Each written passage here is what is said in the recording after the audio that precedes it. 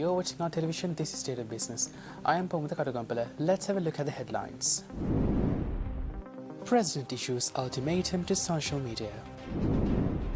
Prime Minister seeks support from ADB to develop transport, digitization and renewable energy. Welcome back. You're with State of Business. Now let's have a detailed look at today's stories.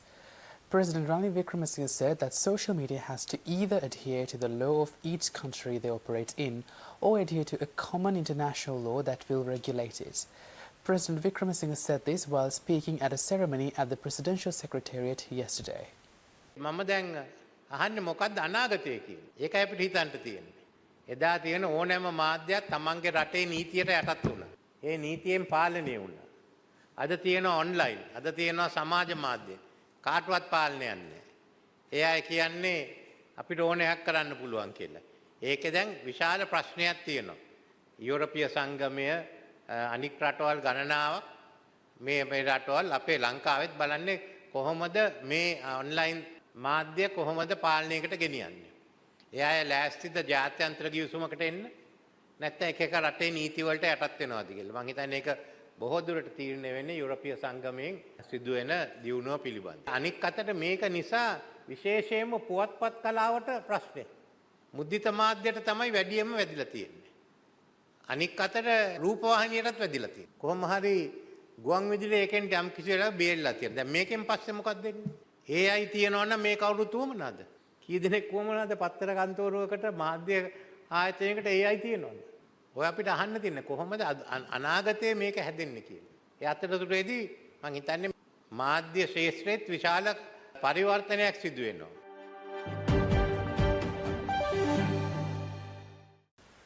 Meanwhile, Prime Minister Dinesh Gunawardena requested the Asian Development Bank to initiate new projects in renewable energy, digitalization and public transport systems focusing on railways. This request was made when the ADB country director called on the Prime Minister at the Temple Trees yesterday. The Prime Minister acknowledged the ADB's support provided to agriculture, rural, small and medium sectors and other development projects.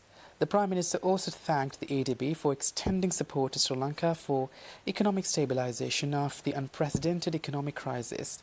ADB Country Director Cardona briefed the Prime Minister about the ADB's mid-term and long-term projects for economic progress and infrastructure development. The ongoing projects cover the strengthening of financial management, fostering private sector development, improving access to public services. The projects further cover social protection, equitable access, health, climate and also agriculture modernization. He said that ADB Governing Board members will visit Sri Lanka to review the progress and inquire into the areas of future projects. Secretary to the Prime Minister Anuradha Dissanayake and ADB Deputy Country Director Utsav Kumar were also present at the discussion.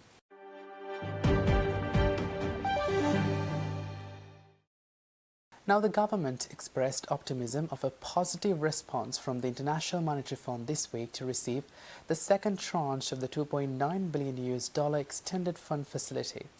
Cabinet spokesman and Minister Bandara Gunawardena said this speaking at the post-cabinet meeting media briefing yesterday. The minister said that the IMF mission raised concerns over three crucial areas: government revenue generation, foreign reserves and assets, and implementation of the anti-corruption bill. Gunawardena said the government is working on increasing its revenue to the GDP by exploring alternative ways to source the necessary funds. He said the government has been able to collect only 1,751 billion rupees in taxes and more than 50% of that has been spent on salaries and pension.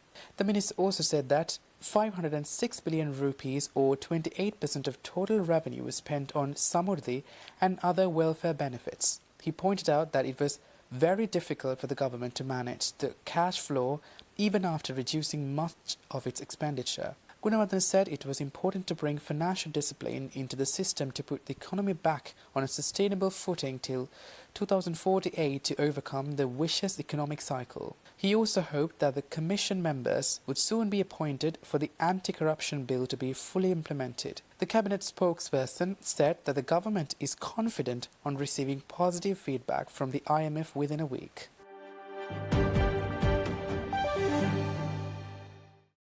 Stay tuned for more stories after this short commercial break.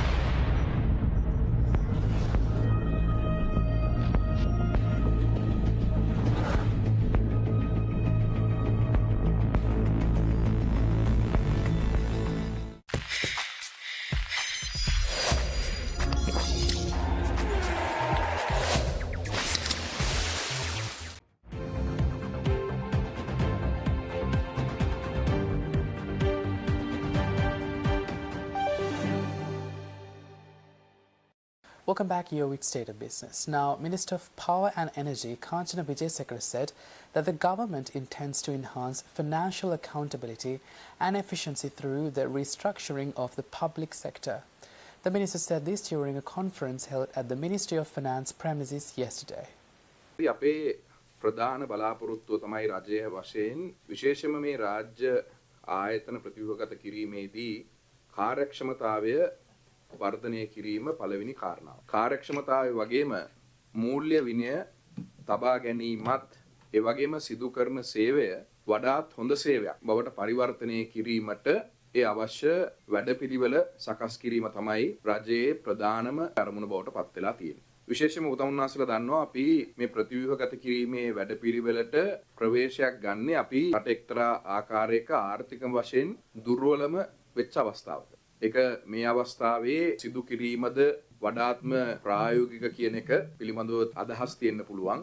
විවිධ මත තියෙන්න පුළුවන්. නමුත් අපි ඉන්න ස්ථානයේ දිහා බැලුවම අපි මේ වර්තමානයේ සිදු වෙලා තියෙන තත්ත්වයන් දිහා බැලුවම සමහර වෙනස් වීම ඒ ප්‍රතිව්‍යුහගත කිරීමේ කටයුතු සිදු කළ යුතු අතර මේ සමහරක් දේවල් අපි ආර්ථික අස්ථාවරභාවයක් එහෙම නැත්නම් ආර්ථික ව්‍යසනයට එන්න පෙර ක්‍රියාත්මක කළ යුතු ඒවා ඒ වගේම ඒක අනිවාර්යයෙන්ම කළ යුතු ඒවා බවටත් සමහර ඒවා තියෙනවා.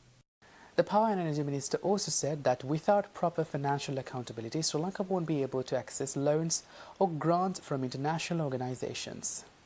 ප්‍රතිව්‍යුහගත කරණය කියන වචනයෙන් උඹලාට කියවෙන්නේ මේක මේ පෞද්ගලීකරණය කියන තැනට යනවා කියන එක. ඒක පෞද්ගලීකරණය වෙන තැන තියෙයි. රාජ්‍ය පෞද්ගලික අවුල් ව්‍යාපාර තියෙයි. සම්පූර්ණයෙන්ම රජයේ පරිපාලනය යටතේ තියෙන කාර්යක්ෂමතාවය වැඩි වෙච්ච ව්‍යාපාර බවට සමහර ඒවා පරිවර්තනය වෙයි. නිසා මේ කොටස් තුනටම අයිති වෙන ආකාරයට තමයි ප්‍රතිව්‍යුහගත කිරීමේ වැඩපිළිවෙල රජයේ වශයෙන් ඉදිරියට කටයුතු කරගෙන යන්න බලාපොරොත්තු වෙන්නේ. එම නැති වුණොත් අපිට දැන් තියෙන්නේ ජාත්‍යන්තර මූල්‍ය අරමුදලෙන් ලැබෙන සහාය, සංවර්ධන නියෝජිත ආයතන වලින් ලැබෙන සහාය දෙකක් මතක තියාගන්න ඕන. අපි මේ මූල්‍ය විනය පරිපාලනය ආරක්ෂා කරේ නැත්නම් අපිට කිසිම රටකින් ණය ගන්නත් බෑ, ණය ලබා දෙන්නෙත් නෑ, ආධාර ලබා ගන්න ක්‍රමයකුත් නෑ. එකක් අපි කියන්න ඕන ජාත්‍යන්තර මූල්‍ය අරමුදලේ කොන්දේසි තිබුණත් නැතත් අපි කළ යුතු දේවල් තියෙනවා. ඒවා අපි කරලා නෑ. ඒක අනිවාර්යයෙන්ම කළ යුතුයි. එහෙම කරොත් තමයි අපි අඩුම තරමේ අවුරුදු 10කින් මේක ස්ථාවර වෙච්ච ආර්ථිකයේ ශක්තිමත් වෙච්ච රටක් හැටියට අපිට නැවත වතාවක් ඒ සවි බල ගැන්වීම කරන්න පුළුවන් වෙන්නේ. අපිට සමහරවිට එන ජාත්‍යන්තර සංවර්ධන නියෝජිත ආයතන, ආසියානු සංවර්ධන බැංකුව, ජයික ආයතනය, ලෝක බැංකුව, USAID වගේ ආයතන ඒ සියල්ලම අපිට කියන්නේ මෙන්න මේ මූල්‍ය විලය පරිපාලනය කරගත්තේ නැත්නම් ඔවුන්ට ලබා දෙන ණය ආධාර තවදුරටත් ලබා දිය නොහැකි. ඇයි ඔවුන් දන්නවා කොච්චර ණය දුන්නත් අපි අපේ ක්‍රමය වෙනස් කරගන්න නැත්නම් ඔවුන්ට දෙන ණය නැවත අය කරගන්න ක්‍රමයක් නැහැ කියන එක.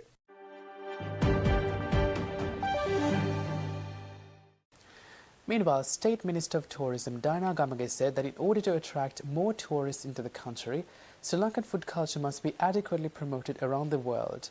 The State Minister of Tourism said this during the World Tourism Day celebration at the Tourism Ministry premises recently. And veteran chef Pabili Siva was felicitated during the day of celebration. ඇත්තටම අපි මතක තියාගන්න ඕන සංචාරකයෝ රටකට සංචාරකයෝ විතරක් නෙමෙයි. අපි ඕනම කෑම කන රෙස්ටුරන්ට් එකකට ගියොත් එතන ඒ කෑම වේල රස නැත්තම් අපි දෙවනි පාරට එතනට යන්නේ නැහැ. අපි මුදලක් වියදම් කරලා කෑම වේලක් කනවා නම් ඒ කෑම වේල අපේ මේ පැලට් එකට රස වෙන්න ඕන. ඒ කෑම වේල රස නැත්තම් නැවත අපි එතනට යන්නේ නැහැ කෑම කන්න. මම හිතන්නේ ඔබ සියලු දෙනාම එකගයි මාත් එක්ක එතන. අපි ඒ රස හොයාගෙන යන්නේ. එහෙමනම් අපේ මේ රටේ මේ ෆුඩ් කල්චර් කියන එක තවමත් අපි ප්‍රොමෝට් කරලා නැහැ සංචාරකීන්ට. මේක ඉතාමත්ම වැදගත් අංශයක් සංචාරක ව්‍යාපාරය. මේ හොඳ කෑම බීම නැතුව සංචාරක ව්‍යාපාරයක් දියුණු වෙන්නේ නැහැ, දියුණු කරන්නත් බෑ. එහෙමනම් මේක ඇගීමට ලක් විය යුතුමයි. ඒකයි මේ ආරම්භය. ඒක කරන්න ප්‍රමුඛම තැන දෙය යුත්තේ මේ රටේ ඉතිහාසයේම ලියවිලා ඉන්න මම හිතන්නේ අපේ මේ ආචාර්ය පබ්ලික් සිල්වා කියන මේ සුපවේදී. මං හිතන්නේ ලෙජන්ඩ් කෙනෙක් කියලා කියනවා නම් මේ සුපවේදී ශාස්ත්‍රයේ මම හරි.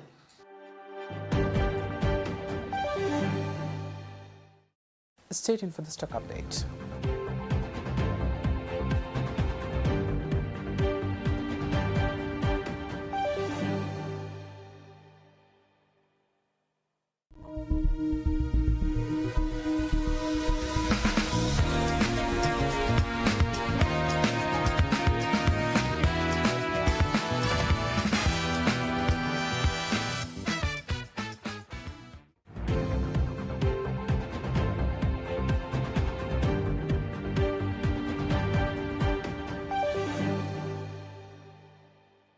Welcome back. You're watching State of Business. Now the stock update. Trading at Colombo Stock Exchange ended on positive notes today. The All Share Price Index gained 45.92 points to close at 11,080.79, and the S&P SL 20 gained 9.31 points to close at 3,121.29. The turnover was 0.8 billion rupees and over 33 million shares were traded. Coming up next are Forex rates.